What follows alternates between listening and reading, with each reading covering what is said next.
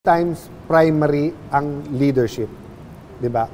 Having said that, Kuya Boy, extraordinary times, it's not enough na singilin ang presidente ng leadership. It's the leadership of all politicians.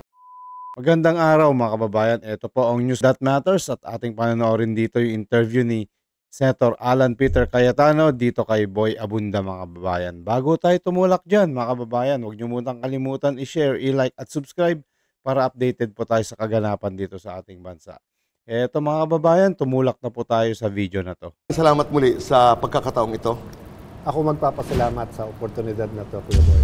Ilang oras pa lamang ang nakakaraan, naglabas muli si former Congressman Zaldico ng kanyang Part 3 sa kanyang mga revelasyon. Nag-umpisa nung isang araw, sinundan, tapos ito nga. Huwag na natin isa-isahin, pero ang gusto malaman ng bayan ay ito bang tawagin na natin kung ano man, expose, revelasyon, mga kwento ni Congressman Zaldico na matagal na inantay ng taong bayan. Does this change the game, ika nga? Quick answer, yes. Game changer ito, whether you believe him or not. No? So first lesson, expect the unexpected because everyone was expecting hindi magsalita or pag magsalita, didepensahan lang yung sarili niya. But we've seen from the speech nung mahiya naman kayo until now, maraming unexpected na nangyayari, no? From the change of leadership sa Senate, yung ICI, sari-saring protesta, kung sino mga pangalan ang binabanggit, kung ano yung lang ghost, Kuya Boy, di ba? Until now, I join everyone in being outraged, pero disbelief talaga that in this modern day, and then hindi sa sulok, yung nandyan sa Bulacan at nandyan sa Cebu, nandyan sa iba't ibang area, no? I'm not judging per se kung ano yung ghost, but yung kung gaano kabigat, hindi lang yung corruption pero yung scheme. But yes. Kuya Boy, ang question para sa akin kasi is sari-saring protesta, sari-saring paraan na iparinig sa atin lahat. Naggalit kami, kailangan ng pagbabago. Bakit in this period of time, all of us na nasa gobyerno, we cannot provide people with a roadmap or a vision man lang how we're going to get out of it. So we're all busy in showing that there's a hole, in digging that hole, in showing na eto masama, siya masama, eto masama, siya. We all agree na eh. Kaya nga outrage na tayo eh. Pero parang yung kakulangan to paint a vision na, okay, eto yung masama, eto yung mali, eto yung tama. This is the first step, the second step, eto yung mangyayari. No? One can say it's because it's ongoing pa. As you said, game changer after game changer. I mean, pag-upo ni Ombudsman Remulla is obviously was a game changer because iba din yung activism at direction niya. Pag-upo ni Senator Ping sa Blue Ribbon, but even pag-upo din ni Senator Marcoleta, it was game changers because we did not think that these two gentlemen will really face the lion in the face, yung corruption na to, no? Yung rally ng September 21, yung nagaganap na rally ngayon, I think these are iba lang yung yung level of pagiging game changers. So, let me put it this way, Kuya Boy, parang there's something so familiar with what's happening, especially to people a little bit older than us na inabot din yung martial law. Mm-hmm. But especially for me na martial law baby, inabot ang EDSA 1, EDSA 2, EDSA 3, inabot yung Hello Garcia, yung maraming skandalo, yung Napoles scandal. So there's something so familiar, but there's also a lot of things that are so unfamiliar, Kuya Boy, no? Which is also anong end game para sa lahat. So we're really in a extraordinary situation, Kuya Boy. But I'll repeat myself, there's extraordinary opportunity for real change, for transformation in our country. Okay, babalikan ko yan. Ang hinahanap ko sa inyo ng tao, ang pakiramdam ng tao, litong-lito, dami-daming dumadating na balita. You use the word galit. Yes, may outrage. Yung parang sobra na. Mga natural calamities, sunod-sunod na nagaganap. Lindol, bagyo, nakikita ito sa Cebu at sa iba pang mga lugar. So may galit. Ang kadalasang tanong, and you also said it, paano ba magtatapos ang lahat ng ito? Or to be more specific, ang sinasabi ng tao, may makukulong ba dito? May mananagot ba dito? Eventually naman, Kuya Boy, may mananagot, may makukulong. Ang question lang naman talaga is will it be real justice? Meaning yung talagang mga dapat makulong, or will it be weaponized para kung sino lang ang kalaban ng kung sino makulong?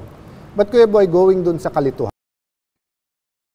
Ang isa ring magandang sagot diyan na Senator Peter is kailan meron makukulong, 'di ba? Pero sana ito bago matapos 'tong taon na 'to. Siguro hindi lang may makukulong kundi pwede na rin sigurong bumaba sa pwesto itong yung ating presidente dito nang dahil dito nga sa malakas na impact na INC rally na 'to, mga kababayan. Nakita natin yung lalo na yung nagpasabog si Amy Marcos tungkol sa lifestyle ng ating yung kalusugan ng ating presidente na kung saan nagde-dependent sa drug. Baka hindi na matapos yung Pasko, or feeling ko lang kasi may chance kasi yung kalusugan ng ating Pangulo, yung di nakakatulog tapos sasabayan pa niya ng drugs. Ayaw niya magpa-drug test, mga kababayan. So, ibig sabihin, may possibility pa rin na gumagamit pa rin siya ng drugs kasi nga, syempre, bisyo niya na yun ever since. Lalo na ngayon, yung nangyaring kaguluhan dito sa ating bansa, para maibsan niya siguro yung kanyang depression. Pero mas maganda, magparehab na lang yung ating presidente, tumigil na muna siya, mag-resign na lang para at least yung papalit sa kanya is may angat yung ating ekonomiya, mga kababayan, yung bansa natin, yung tiwala ng taong bayan, yung trust ng mga investors. di ba? Di ba kaya nga sinabi sa Bible, the blind leading the blind. Ano ba yung blind? Walang vision. Ano ba yung blind leading the blind? Meaning, susunod ka sa walang vision, pero sumusunod ka doon. So, I'm not criticizing any group or any one leader. I'm criticizing our whole leadership right now. No? Every single person who claims to be a leader, including myself. Ang pamilya na walang vision, hindi mo alam kung saan ka pupunta. Ang jeep o ang bus, pwedeng i-describe sa iyo kung pupunta man kaming Baguio, pupunta kami Lucena, hindi mo alam kung sasakay ka, hindi, malilito ka talaga. So the problem, Kuya Boy, is that in the past, kahit ano sama, martial law, EDSA 1, EDSA 2, people could paint a vision and then may path or paraan papunta doon. So I think the confusion is brought about by much fear, much more anger than fear, outrage nga ang tawag natin, but also a lack of humility from everyone in trying to find a solution. I think the main go-to formula right now is to blame your opponent. Nangyayari to dahil doon. So from the barangay unit all the way to Malacanang, it's I didn't do it, yung kabila ang gumawa. Okay. So hindi tuloy ma-paint yung... So yung kalituhan is hindi ko sinong guilty eh. I think more or less people know who is guilty. Ang question lang is ano talaga yung ginawa, paano ginawa, and sino yung magkakasama doon. So kaya may kalituhan. Kasi dati, Kuya Boy, simple lang ang turo sa atin, di ba? Nag-aaway kayo, valedictorian, salutatorian, nandaya ka, tanggal ka. Eh ngayon, hindi na ganun eh. Di ba yung, ayokong tanggalin yung valedictorian kasi ayoko sa salutatorian. Eh, paano kung pareho ng daya yung valedictorian at salutatorian? Eh, kung sino mas mataas? Eh, before, getting to the vision was much easier. Kung sinong mali, tanggalin niya. Okay. Hindi na ganun eh. Di ba yung, ayokong tanggalin yung valedictorian kasi ayoko sa salutatorian. Eh, paano kung pareho ng daya yung valedictorian at salutatorian? Eh, kung sino mas mataas? Eh, before, getting to the vision was much easier. Kung sinong mali, tanggalin niya. Okay. Ngayon, confusion kasi magulo ini-espouse natin na mga theories and yung tinutulak natin na kung sinong dapat maglingkod sa ating bayan. Ang dami ng pinagdaanan itong mga nakaraang buwan, pero maraming nagsasabi na, to use again your word, extraordinary. Parang kung ikukumpara ang kontrobersiya, ang itong korupsyon na nasasaksihan ng taong bayan ngayon, marami ang nagsasabi, iba ito. Dati pala barya. Ngayon, nakita natin ng sambayanan, yung mesa na punong-puno ng pera, na itong gilid na ito ay para kay, ito ay yung kanilang paghahati-hati ng pondo ng bayan. So, klaro na ninakaw, klaro na maraming mandarambong na involved sa gobyerno. Tama. Na hindi nakita ito in the past. May nakita tayong mga cheque, may nakita tayong mga debate tungkol sa corruption. But this is the first time that people would say, nakita namin eh. Ngayon, isa sa mga ipinakita ni Congressman Zaldico ay yung mga maleta. Yung mga maleta na, I would just like to mention this because una, hinanap ko kung talagang Rimowa dahil yun ang isa sa mga diskusyon ni Senador Ping na paano naman, I mean, of course, trying to vet also the information dahil hindi naman lahat ng information ay tatanggapin ng mga investigating bodies. Hindi naman pala lahat, no? So, kanya-kanya ng opinion. Pinakita yung mga maleta na naglalaman ng pera, sinabi niya na yung the testimony of Gotesa ay tama, nagpangalan, kina John Paul, pinagtatagpo-tagpo ni Zaldico ang naratiba, lalo na ni Gotesa, at pinatutuhanan niya na tama yung sinasabi ng mama. Ang katanungan ko, iba yung reaksyon ngayon ng tao na sinasabing, nakita namin eh. Nakita namin yung pera, nakita namin yung 38 billion, 31 bags, ganito, idinideliver sa mga bahay ng... Ito yung pagkakaiba in the context of the experience of the Filipino people. Kaya pag nagtatanong ang tao, wala bang makukulong? Wala bang mananagot dyan? Ano bang mangyayari? Ano ba ang, to use your word, ano bang end game nito? Ano bang aming dapat, as a leader, Alan, ano bang aming dapat asahan? Paano magtatapos? Maisosoli ba ang perang ito sa amin? Ito ba'y maibabalik? Ano ba, what is going to happen? Okay. Direct sagot muna, Kuya Boy. Ano ba dapat nating asahan at ano dapat nating ipaglaban? Which is real change and transformation. Makasingit lang muna ako mga kababayan. No? Tama naman itong si Sir Boy Abunda na regarding about dito. Talaga tayo na dito yung sinabi ni Zaldico kaya ni Orly Gotesa. Connect natin lahat yung mga sinabi ni Orly Gotesa at saka itong si Zaldico. Talagang totoo talaga eh. Nag-uugnay na at nakakapagturo talaga dito sa dalawang mastermind na to.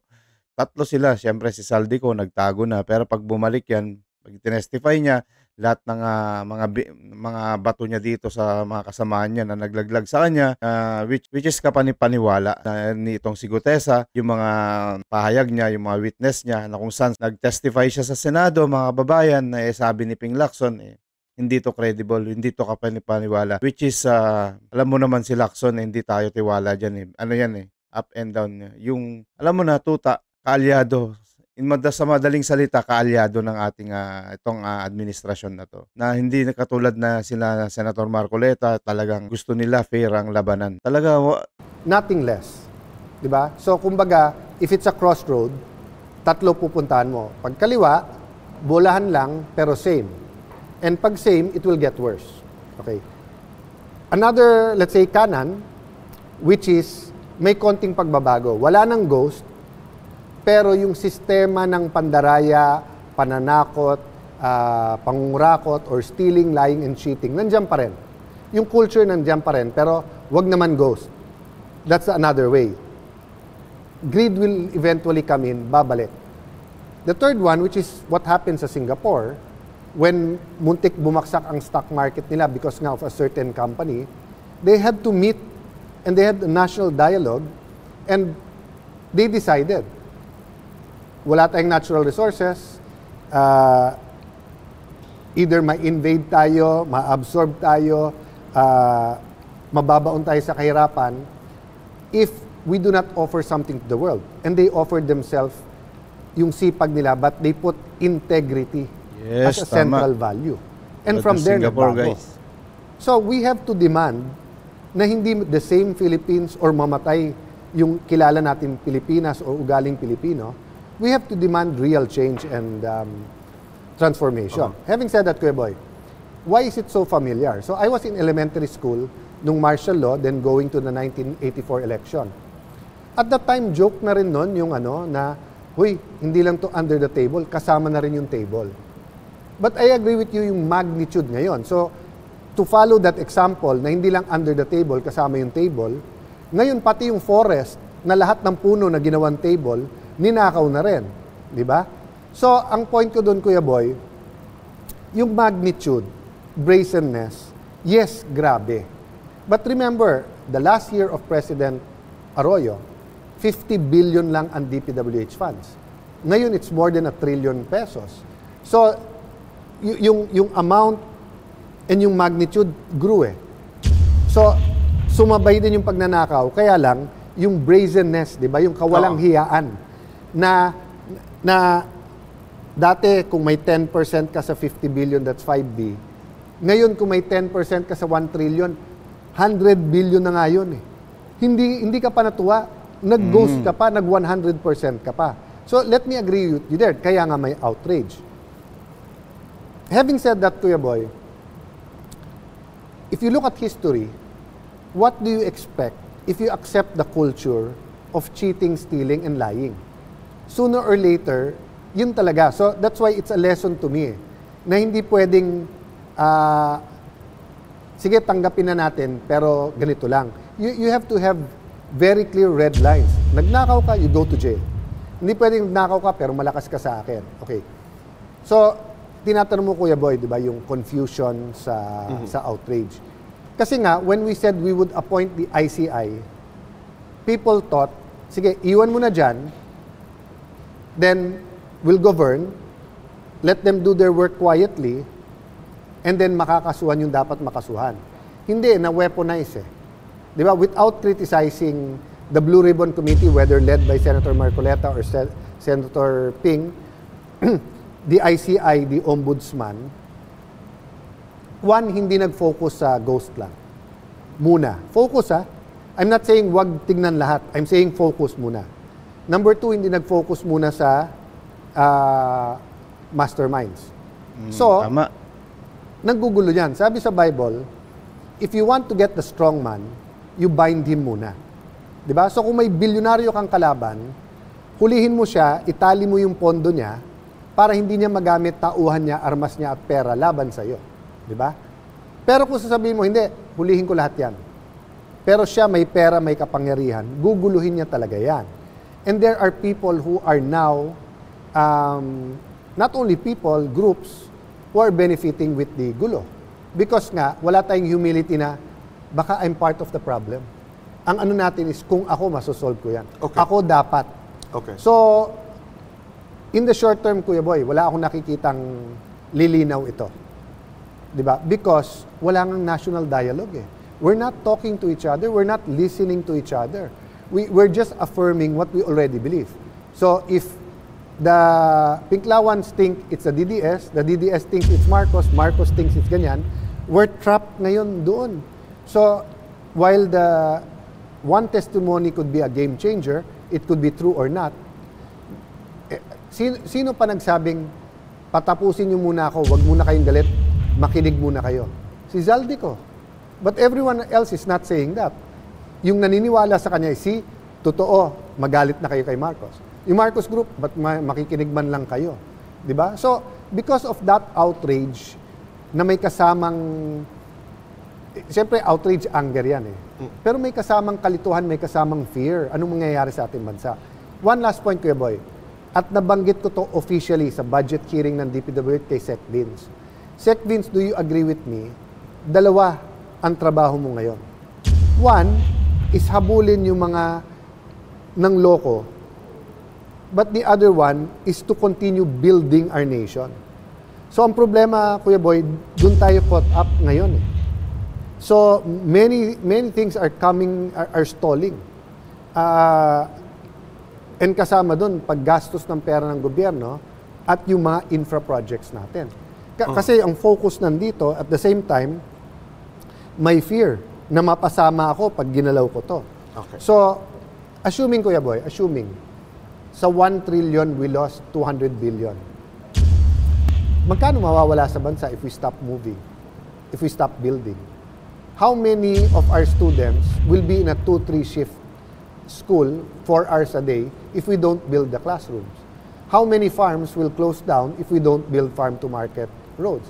How many young people will go to drugs if we don't build this? The government is saying, no, we can do it the same time, but it's not happening. Ang focus natin lahat dito, and because there's no clear vision, and because we can't, as a nation, have at least a common denominator and agree with each other, it's just not working. Okay, 2 points. Tama, Senator Alan Cayetano, na itong gobyerno natin is talagang walang may kinikilingan talaga. Kaya ng sinabi mo nga, dito sa ombudsman na to, tsaka yung ICI, imbis na mag-focus sila para makasuhan yung dapat managot dito sa mga pagnanakaw na to, hindi sila dun nakafocus. Doon sila nakafocus sa mga ibang bagay na hindi dapat na doon nakalaan yung kaso, mga kababayan. Pangalawa, yung bansa natin. Napakalaki ng bansa natin. Kung ihahambing mo dito sa Singapore, yung sabi ni Senator Alan Cayetano, wala naman silang mga oil, wala silang Pero bakit nag-progress ang Singapore? Kasi ibinild nila yung bansa nila. Iminarket nila na hindi na lang tayo pwede na ganito na lang ang bansa natin, na sasakupin tayo ng mga ibang bansa tapos iba yung mamumuno. Kailangan ganito tayo, ganito yung bansa natin. Ganon yung ginawa ng leader ng Singapore. Itong bansa natin, nagtuturuan. Yung pagiging leader ng ating Pangulo, hindi niya nagagampanan kasi ang gulo ng gobyerno natin. Talamak yung corruption. Biruin mo, parang piso lang dati. Yung mga pondo dati, ang bababa lang. Yung corruption dati, parang piso lang daw, sabi ni Senator Alan. Ngayon, matindi na yung corruption ngayon. Billion, mga kababayan. Trillion na ang corruption ng ating bansa. Ano pang mangyayari niyan? Kawawa yung bansa natin, mga kababayan. Doon sa sinabi mo na hindi mo nakikita ang pagtatapos nito kung hindi tayo magpaparinigan, kung hindi tayo mag-uusap. Kasi kanya-kanya tayo lahat ng punto de vista, ika nga. That's number 1. Number 2, given a situation na katulad ng sinabi mo kay Sec Vince Dizon, na dalawa yun aayusin mo itong mga nagnakaw at aayusin mo yung trabaho. Kasi hindi naman pwedeng huminto ang trabaho. But isn't it an issue of leadership higher than Secretary Vince Dizon? Yes. Kailangan marinig namin yun na, okay, ito ang nangyayari. Ito ang nangyayari. Ang gulo-gulo ngayon, but this is what it is. Yun yung hinahanap naming boses. Yes, leadership matters. Many times, primary ang leadership. Diba? Having said that, Kuya Boy, extraordinary times, it's not enough na singilin ang presidente ng leadership. It's the leadership of all politicians. But ang point nga na we-weaponize, nagagamit nito, every single politician thinks, may oportunidad ako dito. Either para kunin yung kalaban mo, or to duck kung ikaw may kasalanan. So, I dare say that we, all of us who are leading the country now, are failing the Filipino people. Right. In general, Tama. Everyone has their asset. I mean, I can say, eto yung tamang ginagawa ni Ping Lacson. Eto tamang ginagawa ni Senator Marcoleta. Eto tama ni ginagawa ni Vince Dizon. But as a group of leaders who obviously don't like each other, we're not providing a vision, we're not providing a pathway or a way for us to get out of this. So kung isang kumpanya to, Kuya Boy, we're all claiming to be strengthening the company, but we're killing it. That's right. Isa nga doon sa mga dahilan ay hindi natin nakikitaan ang pagtatapos itong mga nakawan na inumpisa ng presidente ang challenge, no? Doon sa kanyang mahiyahiya naman kayo sa inyong ginagawa by naming the 15 top contractors involved in the DPWH controversy. So, having said that, ang leaders ng bayang ito, and that includes all our leaders, no, are caught up in an environment where most of them are defensive. Yes. Most of them are... may fear, may confusion, may anger. Meron. Oo, dahil... So walang humility, walang boldness, walang love. Oo, and then, tama. And then, nasa ng governance. Everybody is, ang impression na nakukuha ng marami is that everybody is tiptoeing dahil, I will put it in a question. dahil karamihan at marami ang guilty sa pandarambong ng pera ng bayan.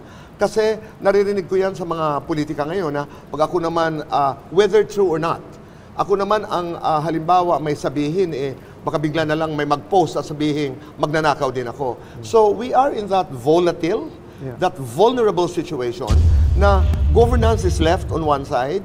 Now, let me draw you a picture, Kuya Boy. No? So, parang may party, normal, may nasaksak.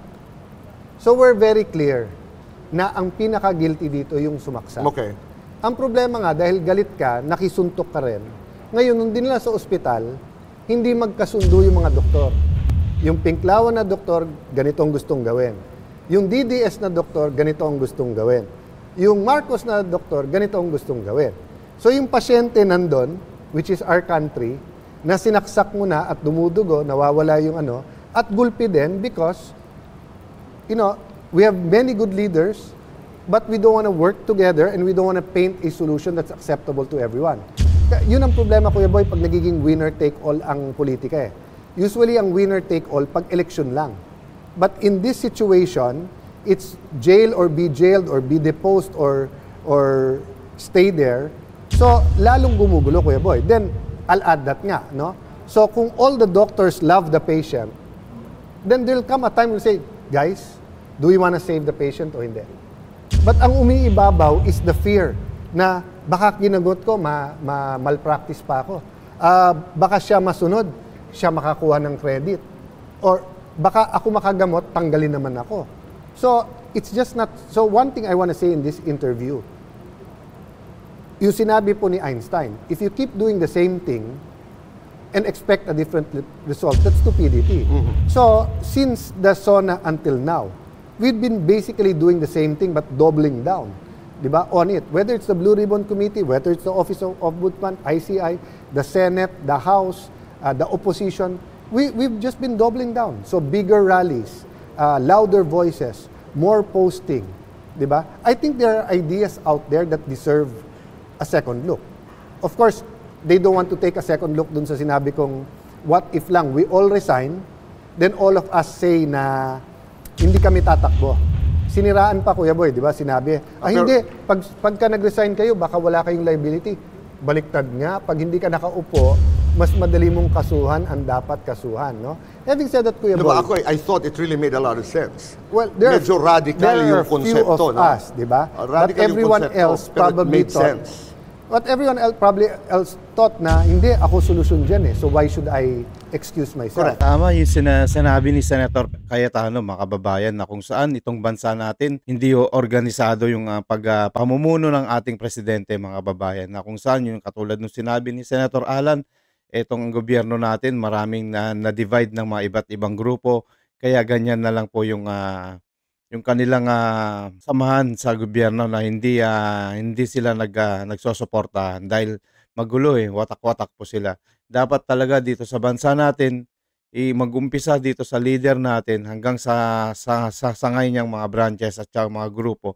Pag-isahin niya yung grupo. Pag-isahin niya yung as a nation, dapat iisa yung goal natin. Yung diretso lang tayo. Doon tayo sa maganda. Yung sa magandang patutunguhan ng ating bansa. Yung solid yung ating adhikain. Hindi yun magulo. Ikaw lang yung pinapakinggan, hindi mo sila pakinggan. Dapat in a government, meron tayong good governance na matatawag na pag-uumpisa dito sa ating leader, mga kababayan. Dahil ikaw ang leader, ikaw yung pinaka-supreme leader. Ikaw yung magli-lead sa kanila, makikinig ka sa mga payo nila.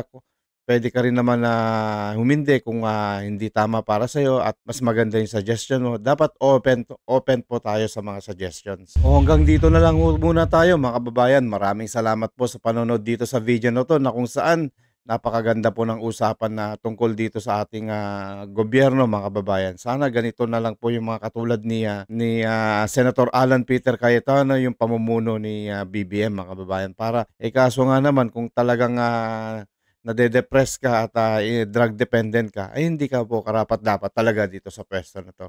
Kailangan mo na lang ibigay sa ibang dapat mamuno para makabawi naman itong bansa natin dito sa mga kahihiyan na dulot ng ginawa ng ating presidente.